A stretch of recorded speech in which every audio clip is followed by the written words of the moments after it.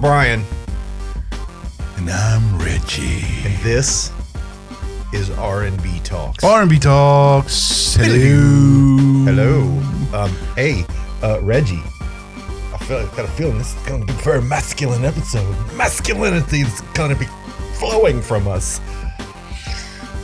Hyper-masculinity. I like that word, hyper-masculinity.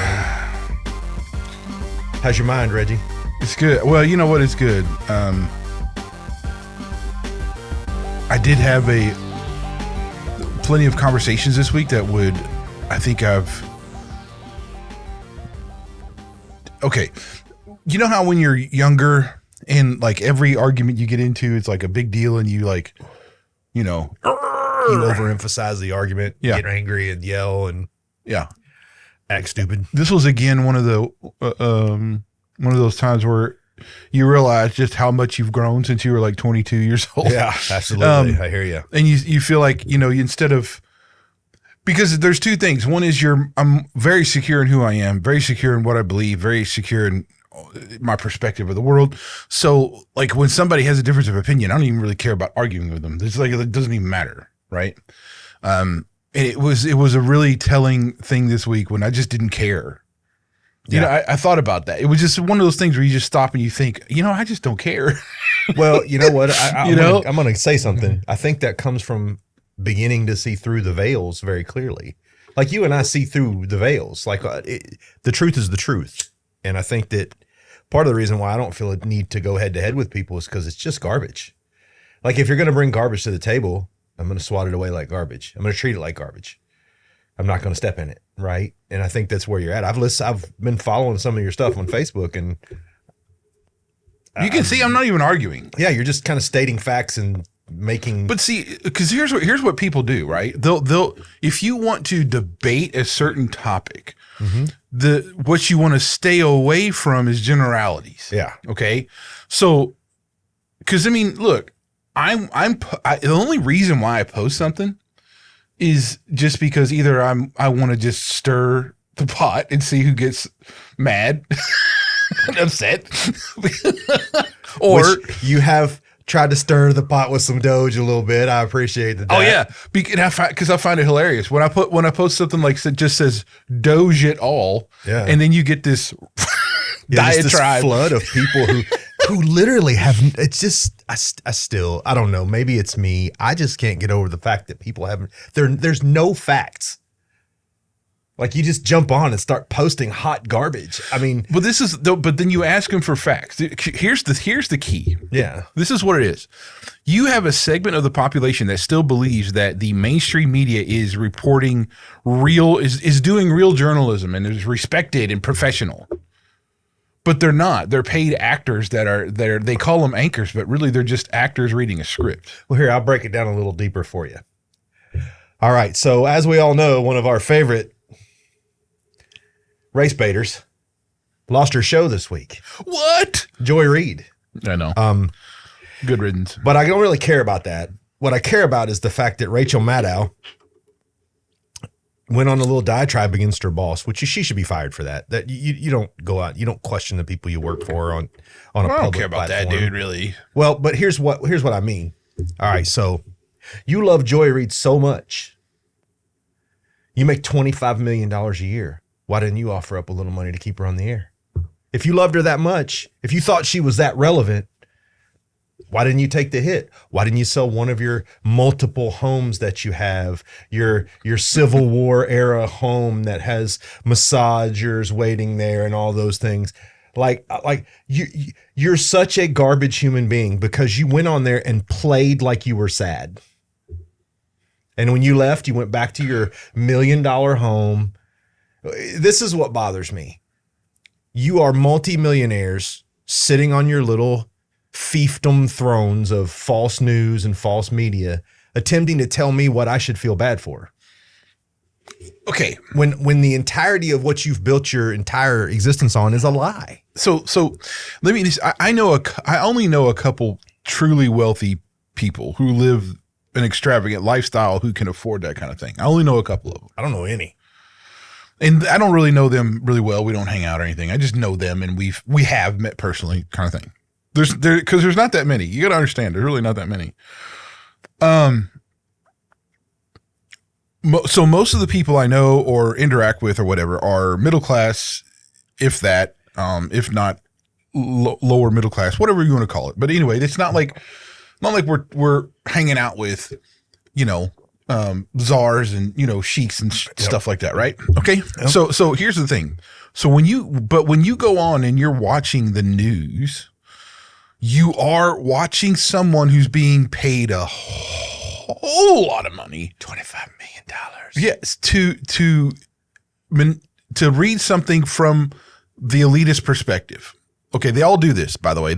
I'm not saying right or left. I'm saying all of them do this. Okay, they take, and so you got to understand. So this is what people don't get, and we've said this before, but I want to reemphasize. There's like 6 freaking companies that own 90% of the global media. Yeah. Okay, 6, and guess what? All 6 of those kind of own each other. Yeah, because they all have stakes in all the different ones, and they're all woke liberal activists, quote unquote. Now, what that doesn't mean is that they're for the people. What that does mean, they're for power, and they promote and they try to get stuff because the liberal mechanisms of Marxism and socialistic ideas are for the powerful and the elite, not for the average American. You know the best way to get rich off of guilt, Reggie? To convince everybody that they're guilty of something. No kidding. Soros. Here's a great example. Soros. I've heard these leftists rave about how philanthropy and all that kind of stuff is. But do you realize that Musk has laid this out very clearly and he did this on the latest Joe Rogan show. Like he went through and gave the example of how Soros uses his money. And he's using your money. He doesn't use his money. He uses your money. And he lays it all out. Now, who would know this? And because I'm tired of hearing all this billionaires ruling the country. You've had billionaires ruling the world for decades. Way more than that. Probably the last 100 years, to be honest with you. Well, Reagan, I don't think was a puppet of the cabal. I don't think he was a puppet of the cabal, but I think he was super aware that you had to learn to work with them in order to make it function. The Bushes are a great example of that. They played ball oil with the billionaires. cabal. Well, yeah, Bush was an oil billionaire. Wow. Yeah. So I mean, but so now you have a billionaire in there who doesn't care, and frankly, he's mad. He's just mad. Look, here's the deal. Like I don't like trust Trump and Musk with. I mean, like if you said, "Do you trust them with your life?" I'd be like, "No, no." But what I do trust is that they're mad. They feel like they've been wronged by a certain group of people. Yeah, and the gloves are off, and they're going to go do it. So do I think they both have the country is in the highest regard and all that kind of stuff? Well, no, I just think they're mad, and I think they're going after the left. I will slightly disagree with you in that sense. Well, I'm not standing on this hill, by the way. I will say that Trump and Musk realize that if we don't fix what's happening, that there won't be a middle class. There won't be an upper middle class. There will be poor and hyper wealthy. And I feel like, are they making backroom deals to make things happen? Absolutely. But are they making the same backroom deals that Biden was making? No, because Biden's not one of the uber hyper wealthy elite. No. He wanted to be. Yeah. So that's why he did all the garbage that he did. That's why he allowed all the things to happen. You can't buy a billionaire, and Musk and Trump are billionaires. What are you going to give them that they don't already have? This is what I mean, though. Like, I don't disagree with what you're saying. I guess what I'm saying is that I think they're doing that. Yeah. And that plays into their game of being pissed off and going after that certain people, right? Absolutely. So because Musk is, I mean, the liberal media has just crapped all over Trump for the last 4 years. Yeah. So he doesn't have to worry about another term. He's already done his research. He knows. And both Musk and Trump are not the ones who do everything. They know who to go after to get those people. Yeah. Okay. Because like Musk himself, let me make it, because this is what Chris Langan has said on his stuff, man. Because he's pretty harsh critic, right? You can't really get anything over on Chris Langan. That dude will melt you down if you have very intelligent. But if you have a different opinion, man, you better come You better come strapped. Oh boy, it does, dude. You're gonna take a shot at the king. You better not miss. He will tear you down. I mean, he'll have a diatribe on his freaking Facebook group that just roasts everything about you, and it's 150% factual. Like it's there's crazy. Nothing, you can't poke holes in. But it. anyway, what he says was, Musk never did anything. He hired people to do those things. Yeah. Right. Well, he's right. He is. I mean, but now here's what I do think. Chris Lincoln's got like, he's butthurt too about all kinds of things. So I think some of that plays out too, because if he's been just shoved aside and all this stuff because of all kinds of things, right? Because he's not the elitist and all that kind of stuff. So there is some of that goes on with some things with his, but I digress. Anyway, the point being is that the disagreement and the trust level isn't what happens here, because it's like, do you trust Musk with all this stuff? And like, no, the thing that I'm looking at is that I frankly don't see anybody else who could be there that have any more trust though. I mean, or less, because it takes somebody outside of that bureaucracy and outside of that system to come in and change it. I just don't understand why that's such a hard thing to grasp. Well, that's super true. But here's my point in all of it, and this is why I ordered my Doge T-shirt today. Yes. You didn't buy me one? They didn't have 4X, dude. They only had 3X, and 2X. Fat man sizes. You're not fat man. You're just a big muscular dude. Anyway, what you're seeing right now from the left is this it's vapid, it's transparent. Okay, so Elon Musk has found so far, and we can fact check this, but so far, right around a total of about $6.5 or $6.6 trillion. So think about that. That's what, 20% of our national debt already. And he's not done yet. And the Democrats and the hard left liberals are sitting around trying to convince you that it's okay that they spent your money that way. And you're so foolish that you're going, that's your hard-earned money. That's the money you went to work for every day.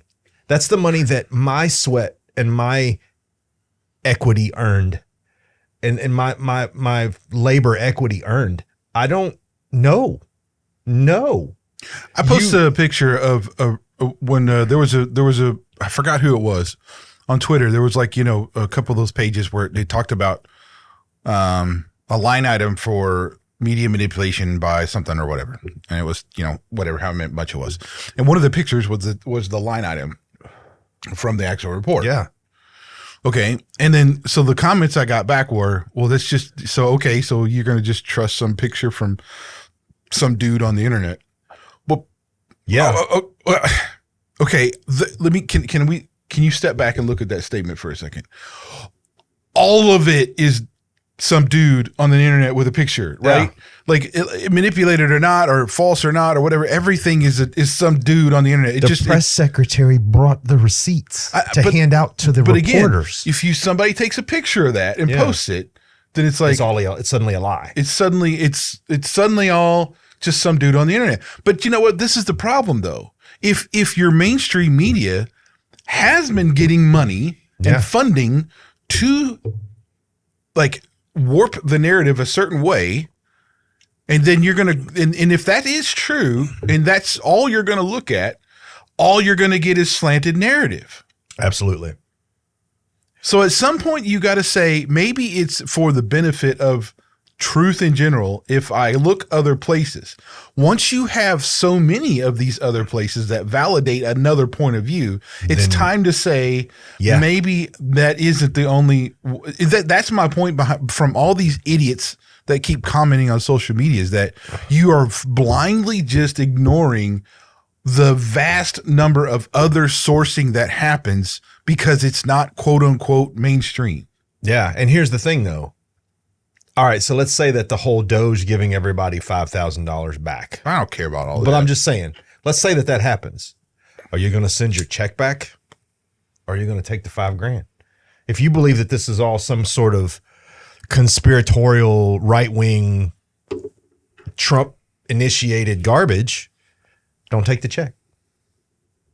You took the checks when Biden was writing them over COVID, right? You took them. You took the extra $300 everybody got. I took it. I'm not ashamed to say the government gives me money. Hey, I've worked for my entire life because I've paid so much into the freaking government. Yeah, I don't have any shame. Continue to. Here's a good example. I was thinking about this the other day. Employee, like if you my employee stock purchase program, okay, is pretty cool because they'll buy stock. They'll take money out of your paycheck. After tax, by the way, so tax is already taken out of my paycheck. So I've already paid tax on the money. After tax, they take some of that money and buy stock for a discounted rate. Yes. After so long, I can like sell that stock, right? For usually a small profit. Now, mind you, I've already been taxed on the money I put into this. So what happens though? You get taxed again. I get taxed again on any interest I've incurred because that's income now. So that gets my taxed upon tax. It's and if you say, well, that money really wasn't taxed, dude, the original money was taxed. Okay, so even if you don't say, okay, so that money comes out, it's taxed as income. When I go buy something, you get taxed again. I get taxed again for a sales tax. There's very few states that have no sales tax, by the way. And even if you said no, but there's taxes into. I'm paying taxes for the manufacturing and building of that product as well. And that's numerous number of things and regulations. Regulations are taxes, by the way, of all these things too. Now, let's say if I bought gasoline though. Yeah. Now I've got like 3 or 4 taxes on top of the income tax, on top of the interest tax, on top of the other sales tax. And how is that in anybody's mind a good fair thing? And right? How is that? How is that fair and right? How? So when somebody says taxation is theft, I completely agree with them. You've gone far and above what we should be. Well, what about the roads? That should be up to the states to maintain the roads, not the federal government. Not that, but okay, here, let me ask you a question. The Department of Transportation was created when? I have no idea. Just being honest, I haven't paid any attention. I've been too busy chasing. It's literally like 70 years. Yeah. Right? I don't think it's been around, I want to say probably the 60s. Something like that. Yeah. So did we have roads before the 60s, Brian? Yes. Huh. Wonder how that happened. Yeah. Huh. Tariffs. Sorry. I'm sorry. So anyway, look, here's while we're on this political thing, because I really think I copied this out because I think this is an example of the woke hive mind at work. And I will not say who this is because you're better than me. I would call it out.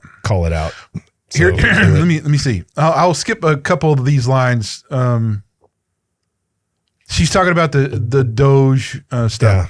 The process itself is not and never has been transparent. It is difficult to discuss deep state, quote unquote, with anyone who has their head wrapped only in right-wing media.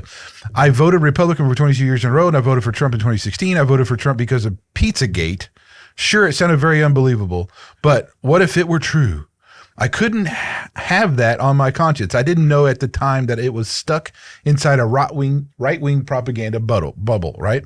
As I eventually made my way out of the bubble, I learned about the process and ethics behind professional journalism, learned about the critical thinking process, learned the importance of asking difficult questions and listening to opposing views. It became so much clearer that deep state, quote unquote, is a fear-mongering technique. Kids having sex change operations at school is a fear-mongering technique. No. Immigrants eating cats and dogs is a fear-mongering technique. No. I'm not done yet. Immigrants causing tremendous rates of crime is a fear-mongering tactic. No.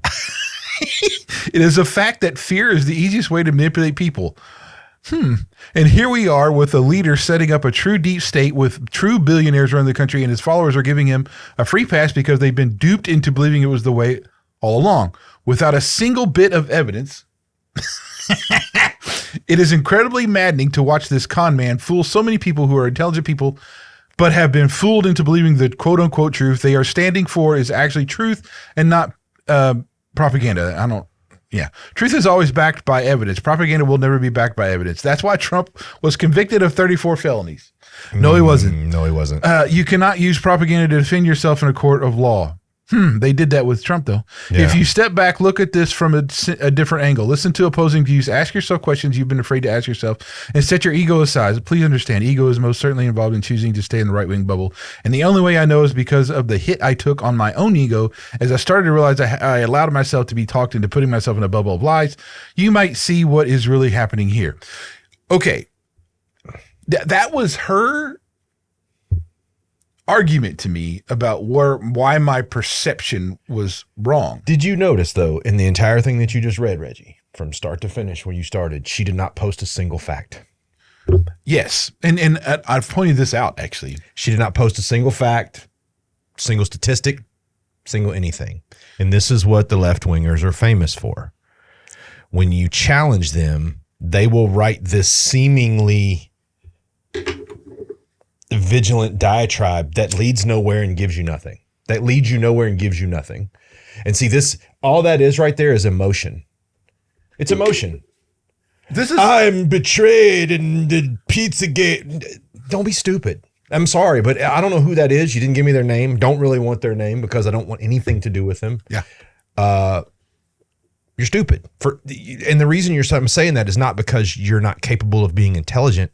You're willfully ignorant of the facts. But it doesn't make sense. It's been twisted. So it sounds to, if you read this, it sounds to me like she's rebelling against her family of some sort. I don't know. But this whole 22-year thing and blah, blah, blah, look the other way. It just sounds like, I don't know. And here's the other thing. We've actually had some other theological conversations, and they're just as warped as that one is. Something happened to cause this rebellious thing or some psychotic break. But the thing is, through all this, when I have asked for actual, I've said what you've just told. Probably why my response to this was, you didn't really tell me anything. What's the point? Yeah. Where are your facts? And then what happens is I get a New York Times article, something from freaking left-wing ABC, liberal media, from NBC or whatever. If I post anything saying, well, did you look at this, look at this, look at this, they disregard that completely. Do you know how many times MSNBC, the New York Post, ABC, and CBS have had to apologize and put out retractions because of the lies that they've told? Go online and look. So is Fox. Rachel, and so is Fox. I'm not saying Fox is any better, but but the problem is, and here's where I think the imbalance is in a lot of ways. There's not a lot of right-wing media. There really isn't. Well, because it's all out of the mainstream. Yeah, Fox is pretty, like, kind of stands alone. And Fox is fighting a battle with ABC, NBC, MSNBC, CNN. You know, here's the thing. If you're so right, and that is correct, why did Jeff Bezos correct the improprieties of the publication that he owns? Why was there a difference in what? So what are you going to tell me now that all of a sudden Jeff Bezos is a right-wing conspirator?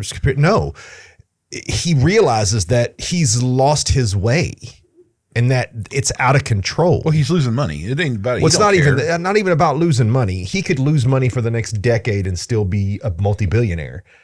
It's about he's in behind President Trump. He donated to Trump's inauguration because he understands that he's trying to bring business back here and not take it out there, right? He's trying to strengthen our position, which there are facts for that. And we can give you facts. There's facts. There's processes and procedures and executive orders that have gone out that are strictly to reorganize the chaos. And the fact that you're okay with working hard and having your money pissed away makes you ridiculous. Like, do you not care that they're lying to you every day? But this that they're telling you, oh, well, yeah, there's $5.7 trillion of untracked money, but it's okay. We should keep giving money to Zelensky, although he lost $100 billion and can't account for it. Are you have to be mathematically completely inept to think that that's okay. A good example is just here recently with the Zelensky interview and how that was reported. Yeah. Look at the headlines. You walked into the president's office and showed him disrespect. I'd have bounced you too. But what I'm saying is the reporting of that. See how that is being portrayed. Okay. Look at the headlines. Make sure when you read an article from whatever source, look at the descriptive words, and then come back and tell me that there's not a bias or that your professional journalism is actually doing what it's supposed to do. You can't. That's not at all. But let's be clear, Fox isn't doing it either. No, of course. But this is where I'm going with it. Why are you completely saying anything you read from whatever source is valid? You must go to so many other things. And beyond all that anymore, they'll take clips, which they have already taken these really small clips, shoved it out and said, hey, look how terrible Trump is and how he reacted to this. You don't take the full context of what was said. No. So you got to go back, which is what I've done this week too, because I saw some reports. And for those of you who say I only look at right-wing media, you are absolutely totally wrong. I read some articles that said that there were some clips that were put out that said that, they had Trump and it didn't look good. It was like, why is he saying it like that? I looked at the headlines. I looked at the freaking articles. I was like, oh, look, there's some similarities in how they're describing all this and using the same clip. Maybe there's some more information. So you dig into that a little bit. Oh, and there's the 50-minute interview in total. Let's go look at that a little bit. Oh, the context of that is completely missing. Yeah. Oh, who would have thought? I can manipulate anything. That's what I'm saying. Like, this is not hard to do. Yeah. And I'm not saying that, because frankly, I'm not a right-wing guy. I'm more libertarian than I am. We both are, but that's what I'm saying. Like, it's not even about right wing or not. It's just about being not mainstream. Like, I'm just not mainstream, period. I'm not of this world. I'm going home eventually. That's where I'm at. Well, here's the facts. I don't take anything that Fox News, CNN says as a fact. If I hear something and I go, man, I immediately begin to research. And then I dig in and I find, all of these inequities. And then I go back to the original sourcing and then I make my conclusion based on that. And this is what I'm talking about. It's on the right and the left too. Yeah. It's this immediate rush to judgment because you're lazy. A rush to judgment is a sign of being lazy. I'm going to believe what MSNBC tells me because I don't really want to go do any research. I don't want to dig into it. And then when you challenge me, I'm going to have this asymptomatic emotional reaction that says, well, I've got to be right. No, as a matter of fact, you don't have to be right. I can tell you that I have in many cases looked up something thinking I was going to find something different and I was wrong. And I own those instances. I don't have a problem telling people, hey man, I was wrong about that. Like I went a little, I got out ahead of the game, but I'm going to study this because here's the thing. For the last 50 years in one form or another, Reagan, Bush, second Bush, Obama, Carter, Biden, even Carter, Clinton have lied consistently across the board. So any American who has any level of intelligence, Trump has lied too, any level of intelligence is not going to believe any of it. And they're going to go, I got to figure this out.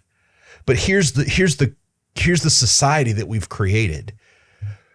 We've become so addicted to what's coming on the screen, and we've raised these people up to such a high level that we've decided that our own intelligence doesn't matter.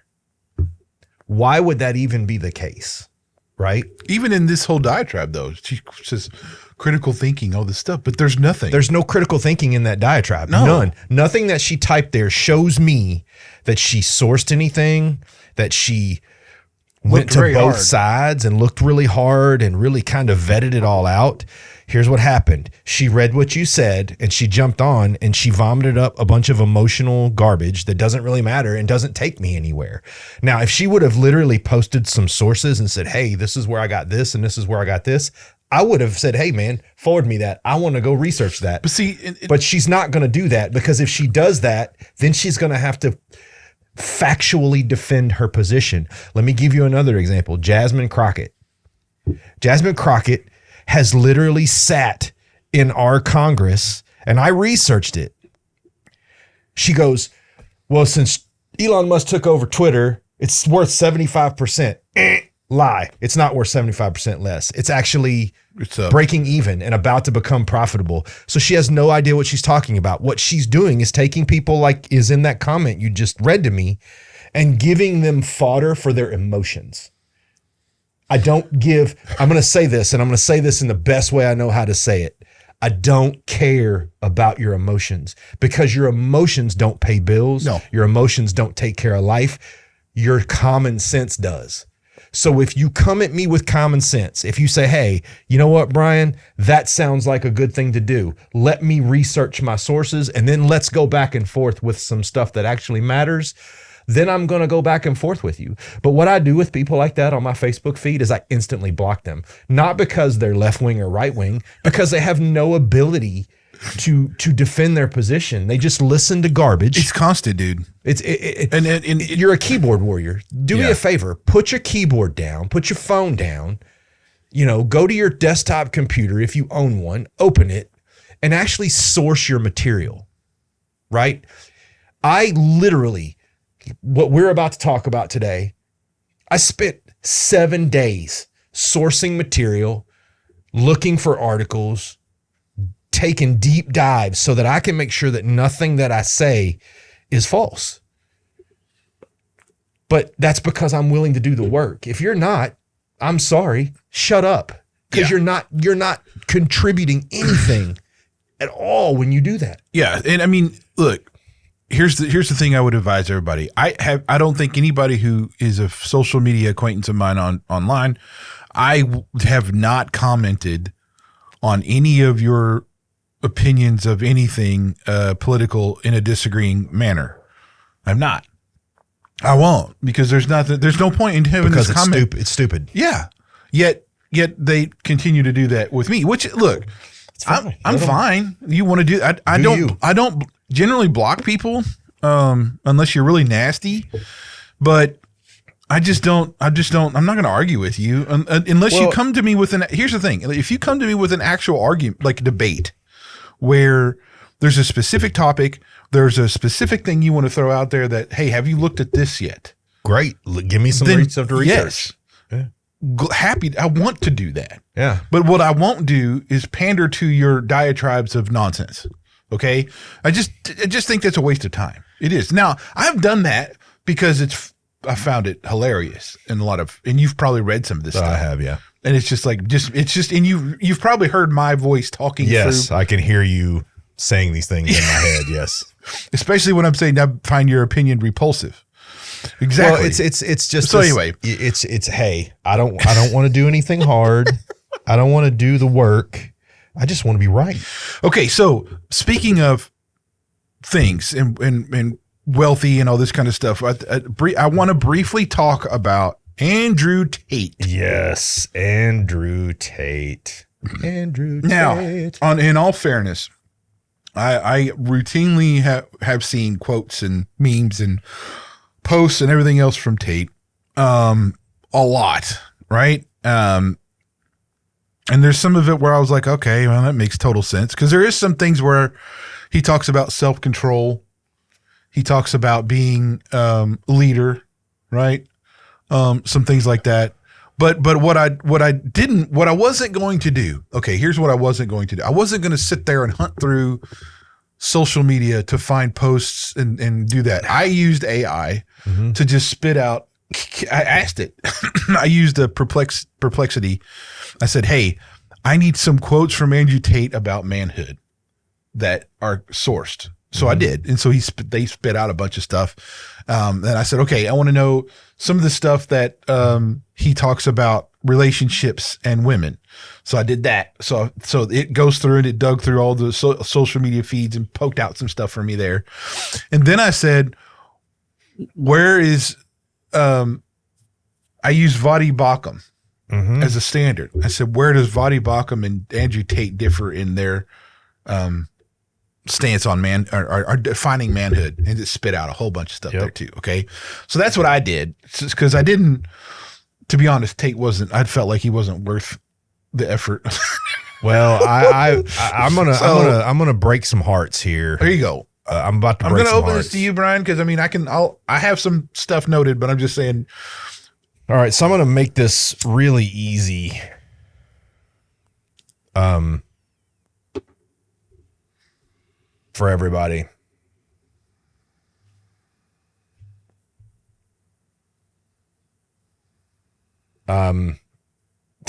This is so bad. Andrew Tate, let's talk about Andrew Tate. He's a former kickboxer. He was pretty good. He was a very good kickboxer. He was a world champion. So I give him credit for that. It takes a lot of work and effort to be a world champion. But I want to first start with some of his quotes about masculinity. Let's go. Because I want people to understand who we're talking about. Quote number 1, the harder you work, the more important you become. That's very vague and kind of ridiculous. There's nothing behind that, really. If you want a happy tomorrow, you need truths that hurt today. Don't totally disagree with that, but still kind of vague and weird. Nobody will get jealous of losers, so work hard for your success. Okay.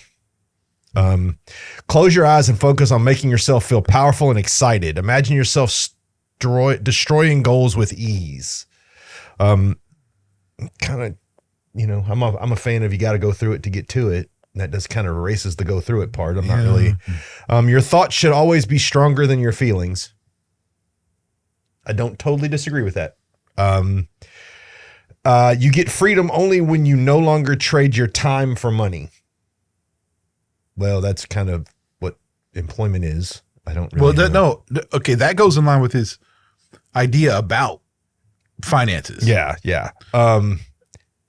Which you'll probably find something in there. Okay. You are exactly who you deserve to be. Change who you are and you will change how you live. Well, that's kind of insulting the majority of men in the world. That's okay. I don't, Find someone as successful as you'd like to be and ask them what to do. Do it and work hard. Well, I'd like to have as much money as, the mafia, but I'm not going to go kill people and throw them in the river. That's a stupid thing to say out loud. Now let's go over a little bit of what Andrew Tate says about women. This is really where we get into quote number 1. Women are like cars. You can get a new one whenever you want, but you always want to keep the old one in good condition in case you need it again. Ladies, that's straight telling you that your value is limited. 2, a woman's value is directly proportionate to her beauty and femininity.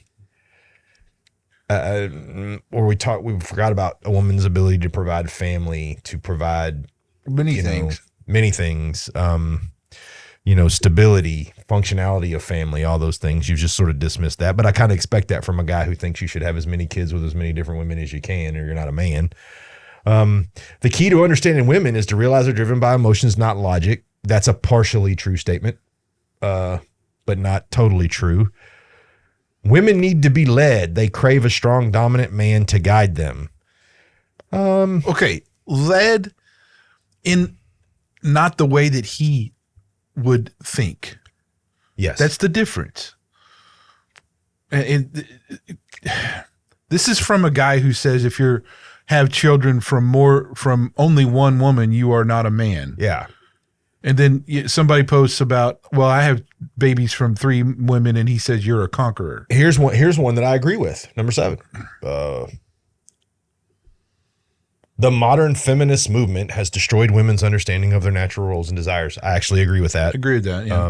Yeah. First, second, third, and fourth wave feminism are garbage. They always have been. Their literal purpose is to try to eliminate the the existence of a man or masculinity in any way. Women will always choose the man who offers them the most security and resources. No, that's not true. A woman's primary goal in life is to find a man who can provide for her and protect her. Don't totally disagree with that. Not all women. Now, even in a Christian perspective, let me say this: that's not necessarily always true with women either. Like there are certain women who don't like I don't fault the nuns for saying, you know what, look, we're going to dedicate our lives to serving and all this stuff. We're, that's going to be our thing. Okay, I don't have anything against that, right?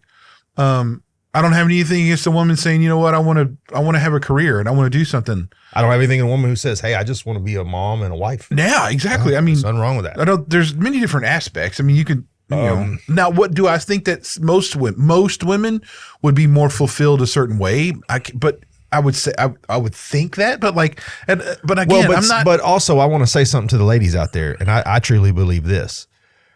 If you have a man who makes less money than you, but he's willing to come into your existence and provide infrastructure and support and help you build a life, he may be doing his part. It just may not be of money, right? Not every man's going to make 500 grand a year. No. Some guys are going to make 50 grand, 40 grand, and they're going to be good men.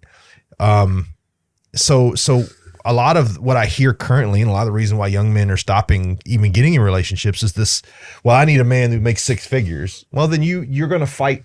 You're going to be with 100% of women who are fighting for 1% of men. You're going to lose, right? You don't have the capability.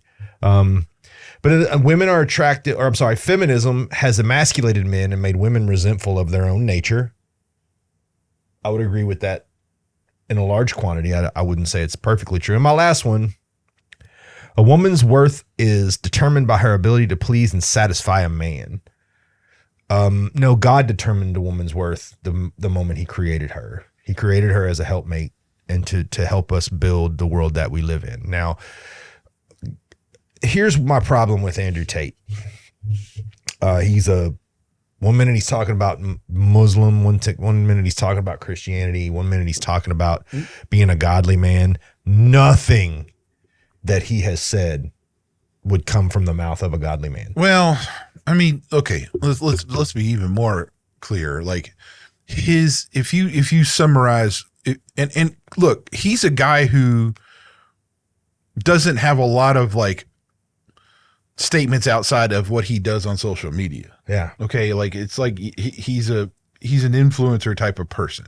Yeah. Where, so what he says, these little snippets are all he really gives out about things. Okay. So you got to look at these things and go, well, where does that come from? And it's a very materialistic, money grubbing kind of, egomaniacal, narcissistic nonsense. That's kind of what I see out of it. Yeah, there's some things where he says, I'm like, well, yeah, you could apply that in a certain way, but like if your baseline principles are of, materialism and money and everything else, then all of it's going to be messed up. Doesn't matter.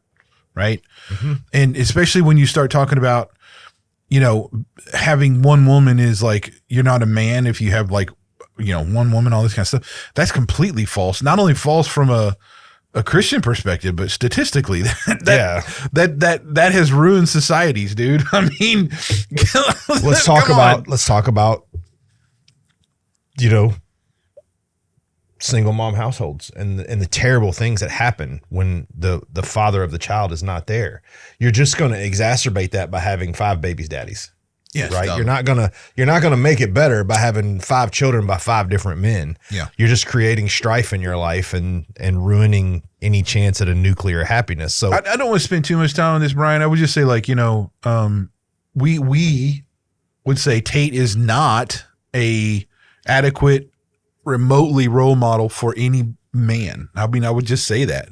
Like there's some aspects of his life that will seem very appealing in what he does and posts and all this stuff. But at the same token, he's wrapped around a worldly, disgusting view of what it means to be a man. I mean, to each their own. I do believe that as an individual, but call behavior what behavior is, right? Like, look, dude, and here's what it boils down to. In everything we've been talking about today, and even in what we've talked about with Andrew Tate and the things that we've discussed,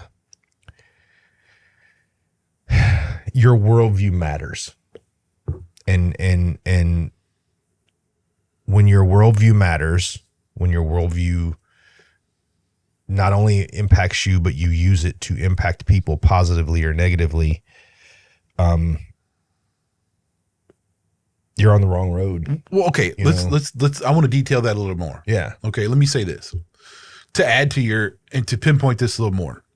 What I kind of have come to the revelation of is like, the more we move away from an objective truth, the more we don't define truth as being objective. Yeah, we define it as being whatever our truth.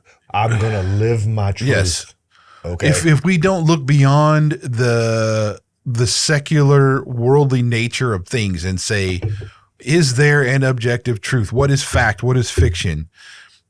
What is real? What is false? You will never you will be constantly misled, manipulated, have false presuppositions around the way the world works. And I mean, and I'm not saying that is to be like an egomaniacal dude, but like part of the Christian thing is like, we look at God's reality is the reality, and anything that doesn't match up with his reality is false or a lie, right? Let's take that a step further. Nowhere in the Quran would, and knowing this book because I've read it, would Andrew Tate's worldview be accepted, in the sense of, I'm the top G, me before everybody. You know, in the Quran, you have to have, you know, there are disciplines that you have to follow according to the Quran and things like that. And he, you know, if he's a Muslim, he's not a great one. Well, like, you know, I mean, if you're looking at the matchup, I don't understand why people follow the Quran. I really don't, because it's a book that it contradicts itself over and over again. It's a book that tells you it's okay to murder people you don't like. Well, Muhammad, it goes through his life, and like he goes from more peace to more warmonger throughout the whole thing. Like it instructs people to do horrendous things just because they're infidels and all this kind of. I mean, it's horrendous. I don't understand it. It's absolutely absurd. It doesn't make sense, and it was written from the mumbles and meanderings of a crazy person. Okay. Anyway, clickbait. Andrew Tate says about that. I mean, when he talks about Christians, he's like, I don't see how you could. Because he comes to it from a very Islamic perspective. Like, if you see a shirt that like totally is blaspheming Jesus, why you don't do anything, you're a coward. Well, no, because we truly don't think that has any power over me or Jesus, for one thing. Yeah, like you don't. I mean, the opinions, creations, and subjugations of man have no sway over my faith. As a matter of fact, he says he will be mocked and shamed. I mean, and he was naked on a cross and like died up there as a point of shame. Like that's what it was, you know, did all this. He took all of that. Yeah. So, I mean, the whole basis of our thing is we are completely, this is where the strength of Christianity comes in. Like suffering and even martyrdom is part of the Christian faith. Yeah. And there's historically, even that recently where they found those 70 Christians beheaded in the daggone Congo, right? Where the ISIS people had come in and did all that. And and of course the mainstream media, again, says nothing about it, by the way. Because they don't care. Yeah. So, okay, anyway, Tate's a worm. Just don't take our advice and do what you please, but like that's just our opinion. Yeah. So here's the thing: along this lines of rites of passage for boys to become men, are pretty interesting. Yeah, they are, and there's still some today that are. There are some. There are tribal rites of passages in some parts of the world. There are traditional rites of passages. You know, in you know, there are religious rites of passages. There's all kinds of things that men still go through, you know, all the time in what they do. I totally agree with that statement. Yeah, I think so when I was looking at this stuff, the one thing I do think is missing is we haven't really established clear indicators in our culture about when a boy becomes a man. And part of that is just because we've steered away from those clear delineations. We've created this adolescent stage, and kind of there's a lot of men who are stuck as an adolescent who never become men in this country. So that's why I want to kind of bring this up a little bit, is because I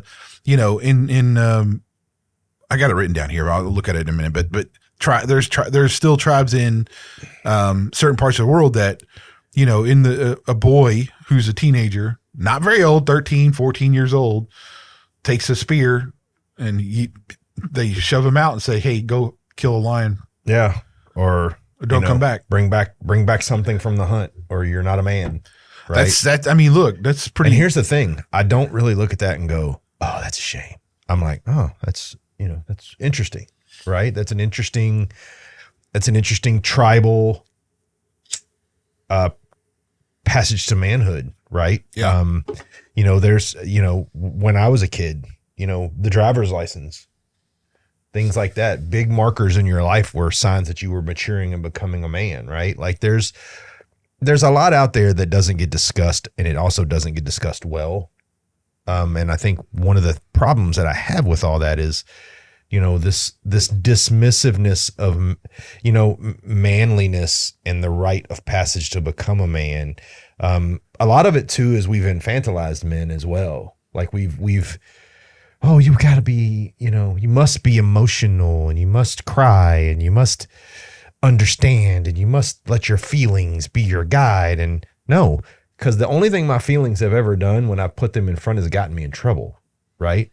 So, we've infantilized a generation of men, which has destroyed a lot of rites of passages, because those rites of passages were what tested us internally to whether we were able to control our emotions and be decisive and action oriented. Right. So, it's just a very,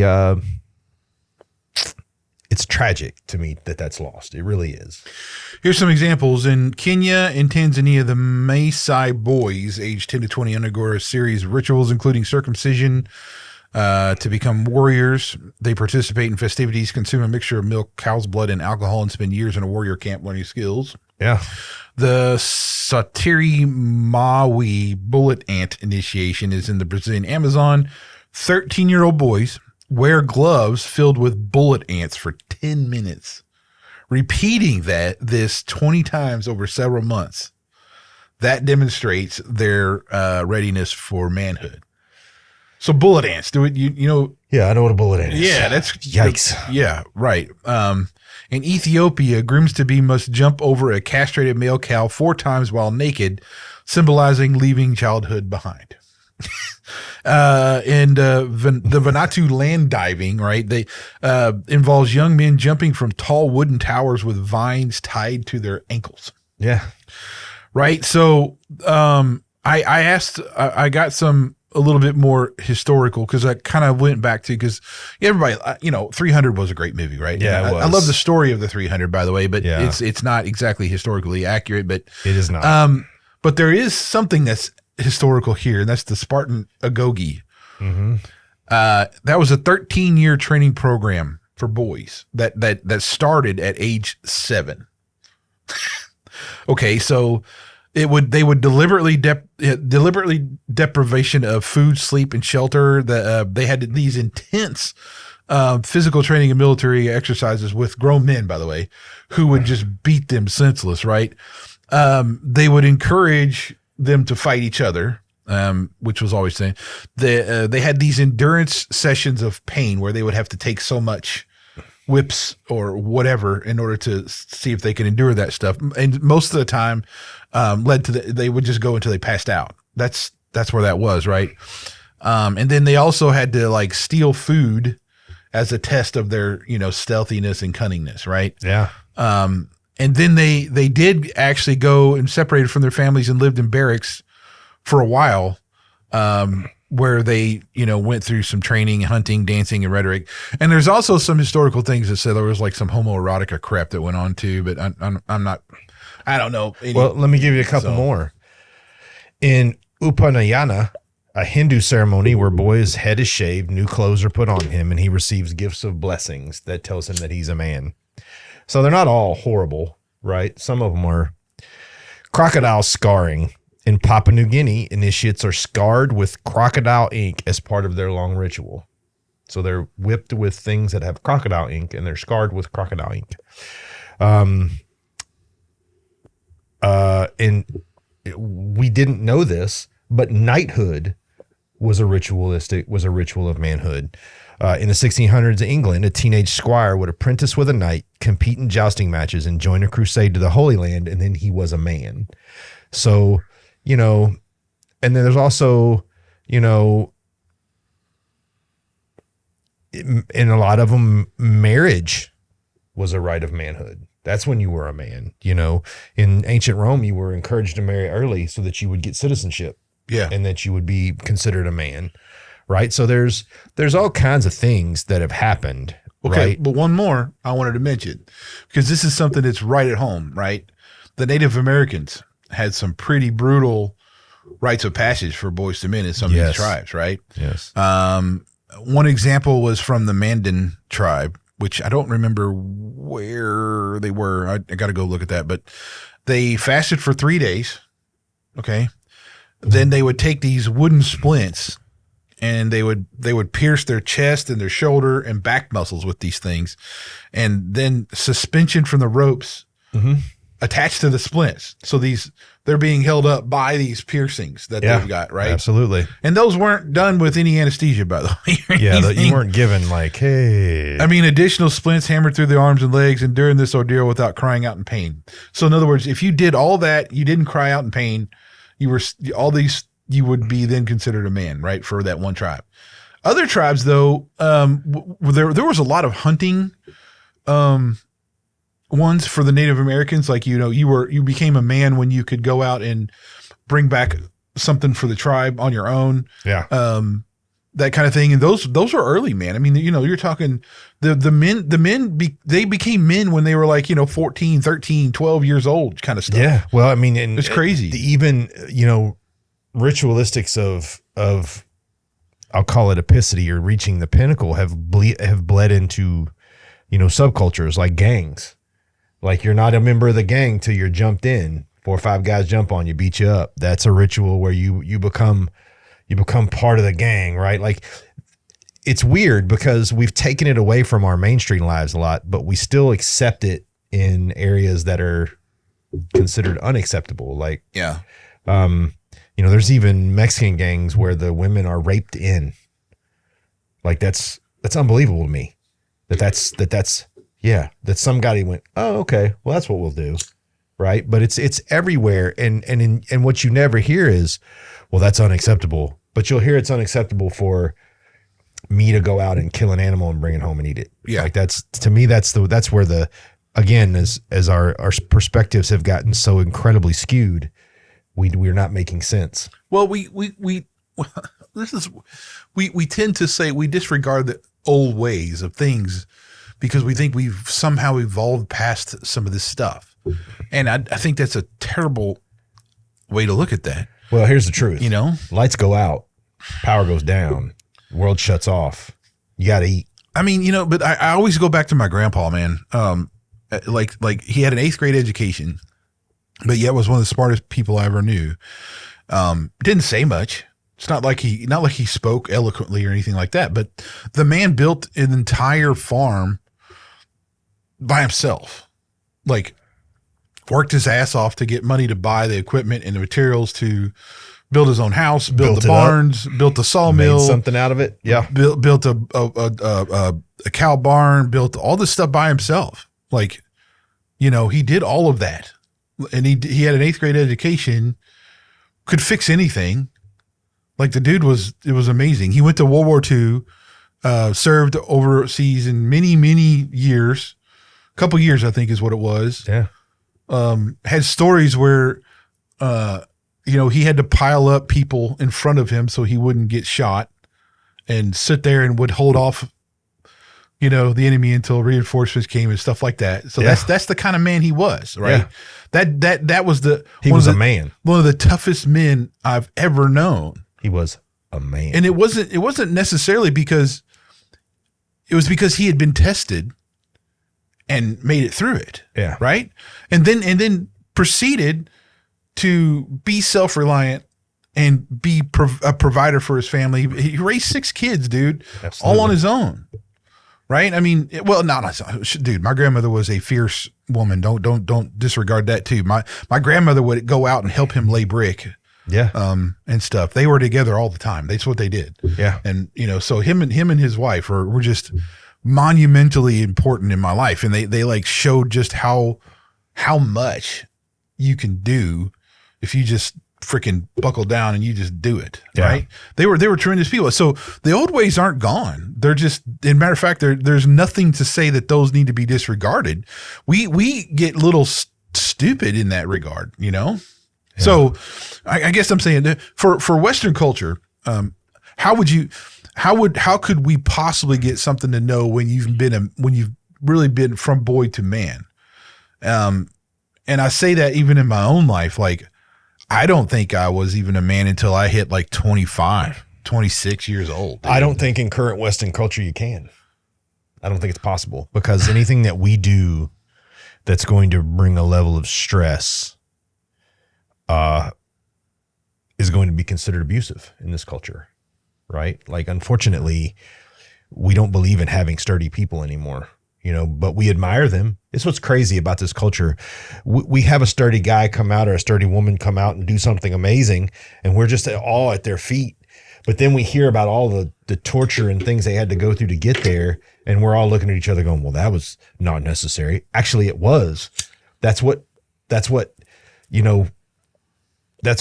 molded them into what they are, right? And if you take away the trial, you got to go through it to get to it. You take away the trial, and the result doesn't appear. You look at. I mean, I use Abraham Lincoln as kind of an example. Was raised in a very poor family, dirt floor home, and didn't really have much. And I mean, he went through a lot of trials as a young man. If you read his history, he went through a lot and became the president of the United States. Yeah. Do you honestly think if he would have lived a pampered, unchallenged life that he would have had the stances and the ability to get the things done that he did? No, he wouldn't have. Right. Not at all. So I think in our modern, the first thing to get us there there would have to be a pretty massive cultural shift. Well, but I think we can establish that. I just look at my own self and I go, you remember in Encounter Church, right? I was leading the men's ministry there. Yeah. I wasn't a dad. Yeah. And I just knew what it meant to be a man.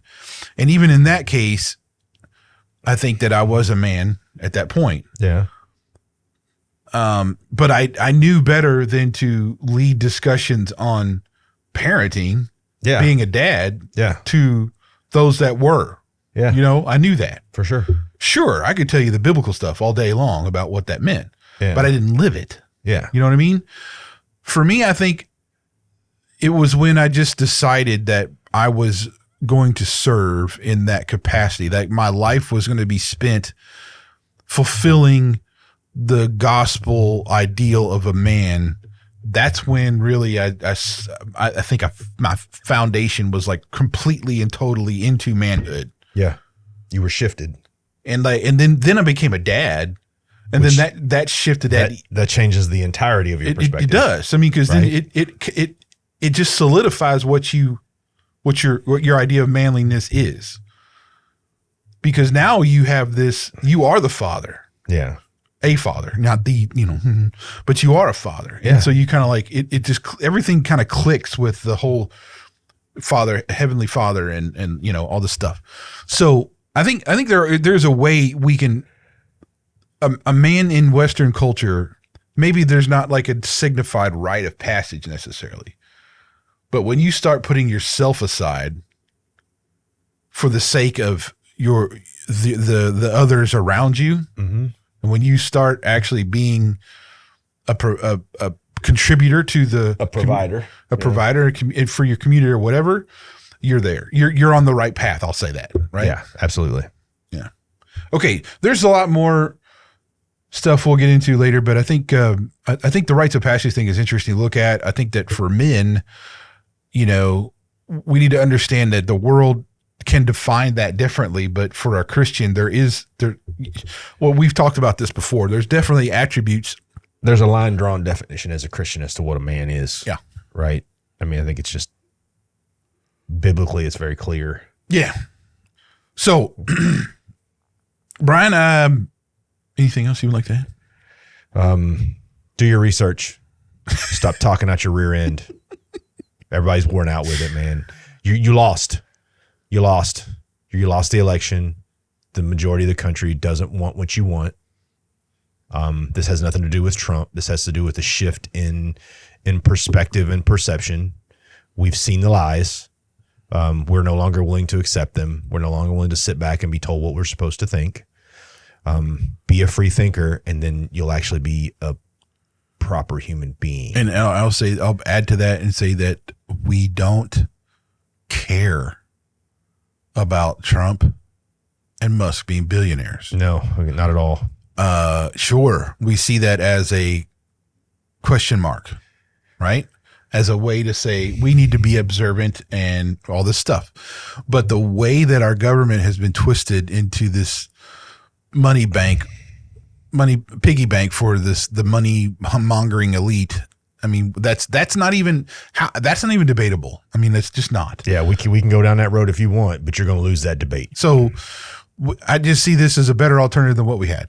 Period. And I approve of Doge doing this. And then I'll also tell you this: when I see Bernie Sanders and Elizabeth Warren and AOC and Jasmine Crockett and all of these elites that are wealthy because of their position get in line to give their money back, then I'll listen. Yeah. But I will not listen to someone who is a bourgeois elite, garbage talking, fact ignoring, babbling moron tell me what I should believe or what I should do. And that includes Trump. If Trump showed up here today and started telling me, no, dude, you're a billionaire. You don't get to tell me how to live my life. You're living yours. I'm leaving you to it. And here's the thing. If the elites would just own what they were, yes, we're very wealthy. How we got there, but we're very wealthy. And we're going to stop telling you guys how you need to live because we obviously are not willing to live the same way. We'd be a lot better off.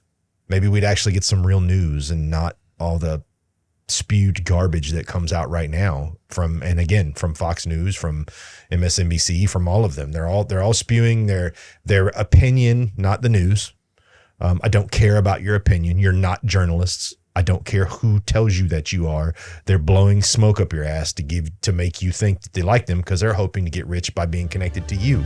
Therefore, you're out of perspective and you're in an echo chamber and you need to open the door and walk out. It's time for us to take back the truth. It's time to take back the truth. It's time to stop living in our fantasy world where our feelings matter and we all are butthurt and we don't know what to do. I know what to do. Get up every morning and go to work. Be a good citizen. Care about people. Don't judge everybody on what they are. Try to be a part of them becoming a better version of themselves and let all this crap go. We're R&B Talks. I'm Brian. I'm Reggie. Bye-bye.